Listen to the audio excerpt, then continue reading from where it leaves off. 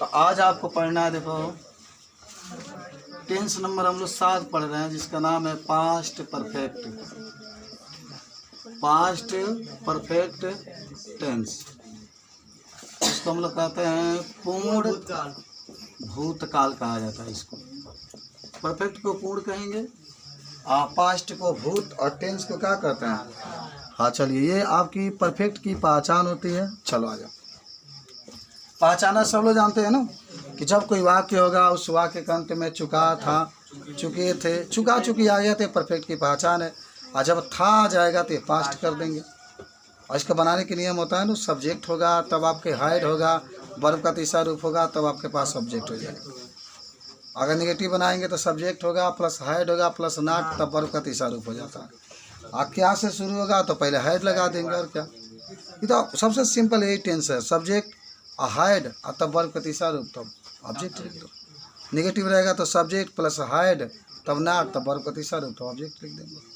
ये सब बातें आपकी। तो चलो नोट करते हैं इसको, याद तो नहीं करते रहना पूरा टेंस के नियम जो आपके हैं। देखो पहचान में सबको याद हुआ ना, कैसे पहचानोगे इसको। जब पहचान में लिखो, जब किसी हिंदी वाक्य के अंत में चुका था, चुके थे इत्यादि शब्द आए हों, इत्यादि शब्द आए हों, तो उसे पास्ट परफेक्ट टेंस कहते हैं। तो उसे पास्ट परफेक्ट टेंस कहते हैं। ठीक है, ये पहचान इसकी हो गई। अब आते हैं बनाने के नियम, सब लोग याद कर लेना इसको। तो बनाने के नियम में पहले आपका आता है सिंपल सेंटेंस। पहले आप तो सिंपल सेंटेंस के लिए बनाएंगे, तब आप निगेटिव सेंटेंस के लिए बनाएंगे, तब आप इंट्रोगेटिव सेंटेंस के लिए बनाएंगे। और जो इंट्रोगेटिव सेंटेंस होता है 2 तरीके से होता है, तो एक क्या से शुरू होगा उसके लिए, और एक आपके पास इंट्रोगेटिव सेंटेंस होता है जब क्यों कैसे बीच में आया हो, इसके लिए। ठीक है, ये बात रहती है। तो इसमें बस एक ही प्रमुख रूप से सहायक क्रिया होता है, जिसका नाम होता है हेड। तो पहले आप सब्जेक्ट लिख लीजिएगा। सब्जेक्ट के हिंदी में कहा जाता है कर्ता, और हेड इसमें सहायक क्रिया लगता है प्लस वर्ब का तीसरा रूप, तब आपका ऑब्जेक्ट। अच्छा, एक चीज़ हम बता देते हैं, कल हम लोग पढ़ा रहे थे 11 के, जब मैं पढ़ा रहा था तो उसमें एक लड़की क्वेश्चन की थी कि हमारे पिताजी पूछे थे कि बताओ जो टेंस होते हैं उसमें सहायक क्रिया प्रयोग किया जाता है, इस सहायक क्रिया का किसे कहते हैं। तो प्रश्न की थी कि आप सर कर्ता बताते हैं कि जो कार्य को करता है उसको कर्ता कहते हैं, क्रिया कहते हैं कि जो कार्य को संपन्न करता है उसको क्रिया कहा जाता है, ऑब्जेक्ट जिस पर कार्य को किया जाता है, सहायक क्रिया किसे कहते हैं। तो सहायक क्रिया जानते हो क्या होता है, जो क्रिया को सहायता करता है। जो किसको सहायता करता है, देखो रहनो क्रिया है ना, क्रिया इसमें को अभी आप लिखेंगे तो जो क्रिया हो, जैसे मान लो कि वह घर जा चुका था, जा चुका था, जा जा आपका वर्ब है, और चुका जो है ना, चुका वो उसकी हेल्प कर रहा है कि जा चुका था। चुका से ही पता चल रहा है कि जा चुका है। वो तो ऐसे भी कह सकता है कि वह घर जाता है, जाता है, तो जाता है ये वर्ब है, लेकिन इसकी सहायता करने वाला कोई नहीं है, ता के द्वारा इसकी टेंस में परिवर्तन हो रहा है। या वह घर जा रहा है, ये भी हो सकता है। तो रहा आ गया, तब रहा के अनुसार इसकी बदल गई।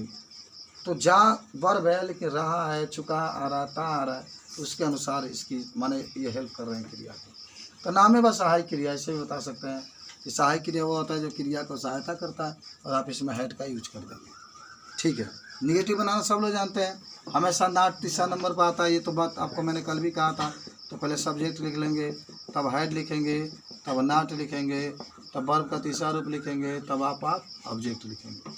इंट्रोगेटिव में क्या करिएगा, पहले आप सब्जेक्ट लिखेंगे प्लस सब्जेक्ट, पहले तो क्या से शुरू होता है ना, हेड लिखिए, तब आप सब्जेक्ट लिखिए, तब वर्ब का तीसरा रूप लिखिए, और तब आप वर्ब का देखिए हाइड तब सब्जेक्ट तब वर्ब प्रतिसार रूप तब ऑब्जेक्ट अंतिम में क्वेश्चन मार्क। इसमें क्या होता है जब होता है ना तो प्रश्नवाचक शब्द पहले लिखेंगे आप, प्रश्नवाचक शब्द लिख दीजिए, तब आप हाइड लिखिए, तब आप सब्जेक्ट लिखिए, तब आप वर्ब प्रतिसार रूप लिखिए, तब आप ऑब्जेक्ट लिखिए।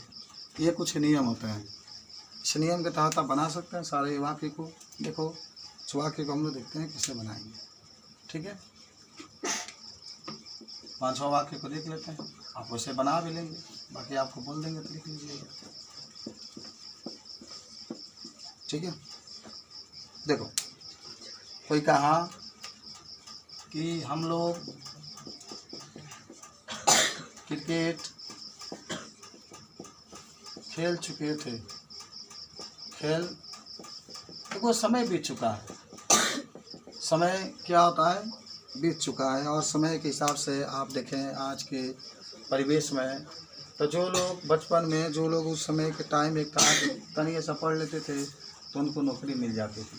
आज ऐसा टाइम है कि आप पढ़ते जाइए, एक पढ़ाई पास करेंगे नौकरी के लिए अप्लाई करेंगे, सरकार कहेगी एक और पढ़ाई पास करके तब नौकरी के लिए अप्लाई करिए, फिर एक और पढ़ाई करके आइए। तो देखो अंतर क्या है, उस समय जो नौकरी प्राप्त करते थे उनकी पेमेंट होती थी 15,000। आज के जो नौकरी प्राप्त कर रहे हैं उसकी पेमेंट हो रही है 1 लाख रुपया, 1 लाख से 1.5 लाख, 10 लाख, 15 लाख रुपया मिल रही है। आज इसकी सरकारी नौकरी हो रही है ना, कोई भी नौकरी सरकारी मिल रहा है, इसका नियम है कि 40,000 से कम पेमेंट आपको नहीं मिलेगा, एकदम मिनिमम 40,000, मैक्सिमम तो आपको 40 करोड़ भी मिल सकता है एक महीना में, ऐसी नौकरियाँ आती है। तो पहले कम कंपटीशन था, कम सैलरी, आज अधिक कंपटीशन था, अधिक सैलरी, समझ रहे। आज के युग में देखिए कोई भी व्यक्ति है बेचारा पढ़ते 30 साल उसकी एज हो जा रही है, 35 साल तक उसको नौकरी मिल रहा है। इतना त्याग अगर आप करेंगे तो नौकरी मिल जाएगी आपकी। चलिए हम लोग क्रिकेट खेल चुके थे, मेरी माताजी, इसमें ज़रूर आता है कि मेरी माताजी खाना पका चुकी थी, क्योंकि अभी मेरी माताजी खाना पका चुकी थी या बना चुकी थी। हम लोग अंग्रेजी नहीं पढ़ चुके थे, हम लोग अंग्रेजी नहीं पढ़ चुके थे। वे लोग बाहर जा चुके थे, समझिए आप यहाँ पर। और एक होता है कि क्या माधुरी एक किताब पढ़ चुकी थी, एक किताब पढ़ चुकी थी, क्या माधुरी एक किताब पढ़ चुकी थी। हम लोग झूठ नहीं बोल चुके थे, हम लोग झूठ नहीं बोल चुके थे। वे लोग घर से बाहर जा चुके थे, क्यों जा चुके थे। ऐसा लगता है कि सब लोग इसको बना सकते हैं, कितने लोग बना सकते हैं पहले वाक्य को जो आपके सामने लिखा गया। अच्छा बनाइए आप, हाँ खड़ा होकर बोलिए, हाँ बोलिए, हाँ सही है, बैठिए। तो पहले हम लोग के लिए क्या लिखेंगे, वी लिखिए, और तब हाइड लिखेंगे, हमेशा हाइड लिखेंगे छुटा के लिए। और खेलना के कहाँ आ जाएगा, प्ले, इसमें एडिट कर देंगे प्लेड। और क्रिकेट है तो क्रिकेट लिख देंगे। देख लो बहुत सिंपल सी बात है। देखो हमेशा उस नियम के था, जैसे नियम लिखा गया, देखो यहाँ सब्जेक्ट है तब हाइड है तब वर्ब है तब ऑब्जेक्ट है। सब्जेक्ट है, ये सब्जेक्ट आपके पास है, और मैंने कहा था ये हमेशा ऑब्जेक्ट होता है, और ये क्या होता है, वर्ब होता है। और इसके लिए आप हाइड का प्रयोग करेंगे। इसके लिए किसका प्रयोग करेंगे, तो देखो ना, आप सबसे पहले सब्जेक्ट लिखे हैं वी, उसके बाद जो पीछे से बनाते चले गए हैं, हाइड लिख दिए, तब खेलना का प्ले लिख दिए, तब आपके क्रिकेट ऑब्जेक्ट आपके रूप में आया है। एकदम सेम टू सेम इसी नियम से आपका है, देख रहे हैं ना। सब्जेक्ट पहले लिखे, तब हाइड, तब वर्ब का तीसरा रूप, तब ऑब्जेक्ट लिख दिए। अधिकतर माने वर्ब का तीसरा रूप ईडी जोड़ के ही बनाया जाता है। जैसे वर्क आ गया तो ईडी जोड़ देंगे तो वर्क हो जाएगा, प्ले आ गया तो ईडी जोड़ देंगे तो प्लेड हो जाएगा। अधिकतर माने आपका ईडी जोड़ के ही बनाया जाता है। कुछ ऐसे होते हैं जिसमें माने ईएन जोड़ के तब उसको बनाया जाता है। चलो मेरी माता जी है, तब सब लोग बना लेंगे। क्या होगा, मेरी माता जी का माई, और हेड जरूर लिखेंगे ना, हेड क्यों छोड़ रहे बाबू, हेड तब लिखेंगे कुकड द फूड। थोड़ा आसान हो रहा है, लेकिन जब तक आप अपने मन से ना बनाए तब तक आसान नहीं समझा जाएगा। चलो हम लोग के लिए पहले वी लिखो, तब हैड लिखो, और तीसरा रूप होता है नाट आ गया तो नाट जरूर लिखना है। चलो उसके बाद पढ़ना का होता है रीड, तीसरा रूप रीड भी होता है। और तो इंग्लिश लिख सकते हैं या केवल इंग्लिश लिख देंगे तभी कोई बात नहीं, बन गया। वे लोग बाहर जा चुके थे तो वे लोग अंग्रेजी में क्या कहते हैं, दे। इसके बाद से आप तो हैड जरूर लिखेंगे क्योंकि चुका था आया है। जाना के गो होता है, लेकिन तीसरा रूप गॉन, और गॉन टू बाहर के आउट होता है, आउट आप लिख देंगे। अच्छा चलो, ये क्या से शुरू हुआ था, क्या कि अंग्रेजी तो लिखते नहीं, हैड लिखते हैं। हैड लिखेंगे तब आप लिखेंगे माधुरी, हैड माधुरी। और पढ़ना है क्या होता है, रीड, रीड द बुक, ठीक है। उस समय लगा दो। हम लोग झूठ नहीं बोल चुके थे, एकदम सही बात है। वी हैड, नहीं के लिए नाट, बोलना का होता है टेल, यहाँ पर हो जाएगा तीसरा रूप टोल्ड हो जाएगा, टोल्ड द लाई होता है, लाई मन होता है झूठ बोलना। वे लोग घर से बाहर क्यों जा चुके थे, तो क्योंकि अंग्रेजी का लिखना है वाई, और तब लिखेंगे हैड, तब वे लोग के लिए लिखेंगे दे, वाई हैड, तब क्या हो जाएगा, दे हो जाएगा। और जाना हो जाएगा gone, gone to out, gone to house, gone to out लिख देना, फ्रॉम हाउस, अपने हिसाब से बना लेना इसको समय। तो टेंस संबंधी, टेंस बहुत आसान होता है, पहले सीख लीजिए आप। तब हम लोग अभी इसी टेंस के हिसाब से मैं आपको एक्टिव पैसिव भी पढ़ाऊँगा, पढ़े भी होंगे आप। 9 में जो बच्चे आए वो तो नहीं पढ़े, लेकिन 10 में जो पढ़ रहे हैं वो तो एक्टिव पैसिव सब जानते हैं कैसे बनाया जाता है।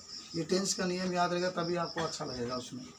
इसी टेंस के नियम से आप इनडायरेक्ट भी बनाएंगे, डायरेक्ट इनडायरेक्ट जो होता है उसको भी बनाते हैं आप। इसी टेंस के नियम से आप ट्रांसलेशन जो आता है उसको बनाते हैं। इसी टेंस के नियम से जो आपको एप्लीकेशन लिखा जाता है तो जोड़ जा के उसको लिखा जाता है, जो बात हिंदी में होता है तो उसको कैसा मिल जाता है, ठीक है।